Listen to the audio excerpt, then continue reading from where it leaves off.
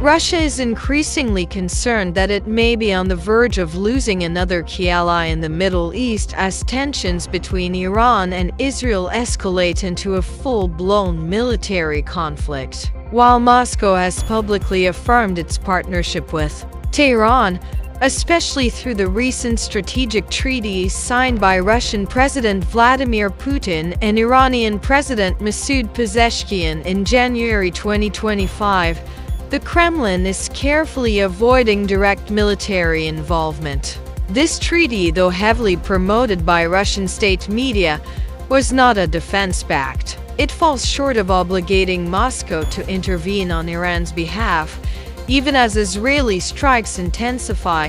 Initially, Russia viewed the outbreak of conflict between Iran and Israel as an opportunity. Kremlin-linked analysts saw a chance to shift global attention away from the war in Ukraine, a conflict that has defined Russia's foreign relations since 2022. The Kremlin anticipated several geopolitical dividends: a possible surge in global oil prices boosting the Russian economy, a redirection of Western media away from Ukraine, and a renewed opportunity for Moscow to reassert itself as a mediator and influential power broker in the Middle East. Russian outlets even proclaimed that Kyiv had been forgotten, hoping that Western nations would deprioritize Ukrainian support in light of the growing Middle Eastern crisis.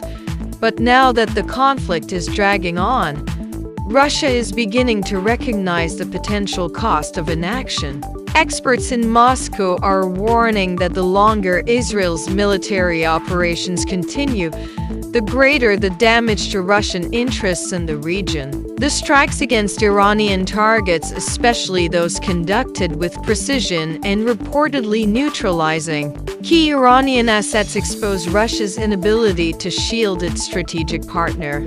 This failure to prevent Israeli air superiority, even after publicly condemning the attacks, raises serious questions about the effectiveness of the Russia-Iran partnership and highlights the limits of Moscow's regional influence.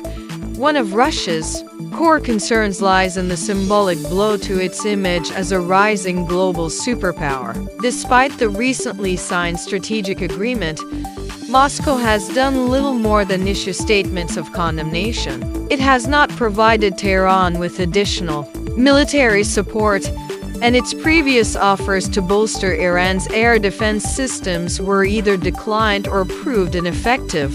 Iranian air defenses, including those based on the Russian-supplied S-300 systems, were reportedly disabled during earlier Israeli strikes, exposing the limits of Russian military exports and casting a shadow over the reliability of Russian defense technology. At the same time, Moscow is trying to reposition itself as a potential peacemaker. President Putin has offered to mediate between Iran and Israel, suggesting a framework that would allow Iran to maintain a peaceful nuclear energy program while addressing Israeli security concerns. Putin has reportedly shared this mediation proposal with Tehran, Tel Aviv, and Washington. He claims that Russia is not imposing any solution, but rather acting as a neutral facilitator. However, this offer of diplomacy may be seen by some as a strategic deflection, allowing Moscow to remain engaged in the region without committing to military confrontation. The broader geopolitical backdrop makes this especially complex for Moscow. Russia has historically maintained warm relations with both Iran and Israel. On one hand, Iran has been a crucial military and technological partner. Russian forces have depended heavily on Iranian-made Shahed drones in their campaign in Ukraine. On the other hand, Israel and Russia have coordinated for years to avoid direct clashes in Syria, where Russian and Israeli interests have frequently overlapped. This balancing act is becoming increasingly unsustainable. Should the Israel-Iran conflict spiral into regime change or political upheaval in Tehran, Russia risks losing another strategic ally just months after Syrian President Bashar al-Assad was deposed and granted asylum in Moscow. The loss of Assad was a serious blow to Russia's position in Syria, and any instability in Iran could result in a significant weakening of Russian influence across the Middle East. Despite the dire implications, Iran has not asked Russia for military support, a decision that allows Moscow to avoid being dragged into a broader war. Russia's past offer to construct a comprehensive Iranian air defense system was never fully embraced by Tehran, a missed opportunity that now looms large.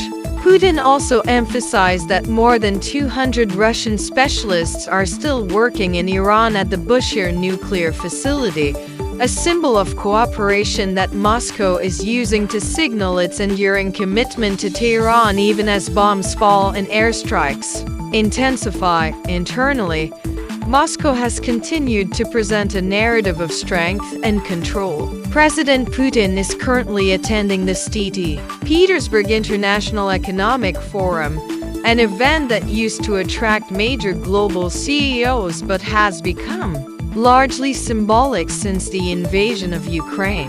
Western business leaders now boycott the forum, while Russia courts representatives from more than 140 countries across Asia, Africa, and Latin America. The Kremlin is using this platform to project resilience and to argue that Western sanctions and attempts to isolate Russia have failed. Still, geopolitics looms large at the event.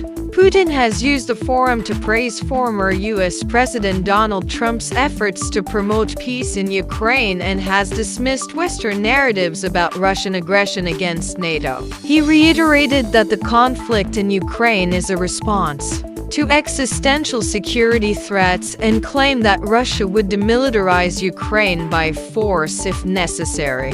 The Kremlin leader also warned Germany against providing long-range Taurus missiles to Kyiv, arguing that such deliveries would escalate the war but not halt Russia's advance. Putin's message to the West remains consistent: Russia will pursue its interests with or without international approval. This assertiveness extends to the Middle East, where the Kremlin is determined not to appear weak, even if it remains diplomatically cautious. Russian media and analysts have acknowledged that the Middle East is undergoing massive changes in real time, and that these transformations will have a direct or indirect impact on Russia's future. The stakes for Moscow couldn't be higher. The possibility of losing another regional ally, the embarrassment of ineffective military support, and the challenge of competing with U.S. and Israeli intelligence capabilities are all pressing concerns. While Putin seeks to manage the optics through diplomacy and media control, the substance of Russia's influence in the Middle East is under threat.